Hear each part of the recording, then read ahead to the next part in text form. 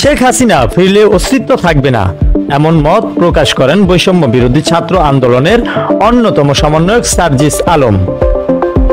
জুলাই শহীদ স্মৃতি ফাউন্ডেশনের সাধারণ সম্পাদক ও বৈষম্য বিরোধী ছাত্র আন্দোলনের অন্যতম সমন্বয়ক সার্জিস আলম বলেন, স্বৈরাচারের দোসররা বিভিন্ন ষড়যন্ত্র করে যাচ্ছে।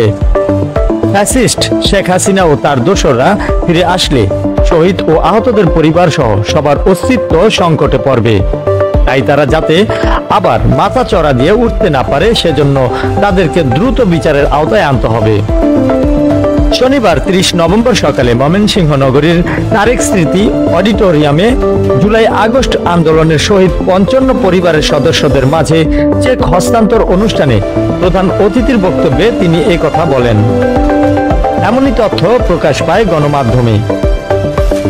এ সময় সার্জিস আলম বলেন, ছাত্র আন্দোলনে যারা নিহত হয়েছে তাদেরকে দাফনও করতে দেয়নি শেখ হাসিনা। হাসপাতালে ঢুকে ছাত্রলীগ যুবলীগ আহতদের উপর নির্যাতন চালিয়েছে। স্বৈরাচারের দোসররা এই আন্দোলনকে ব্যর্থ প্রমাণ করতে ষড়যন্ত্র করছে।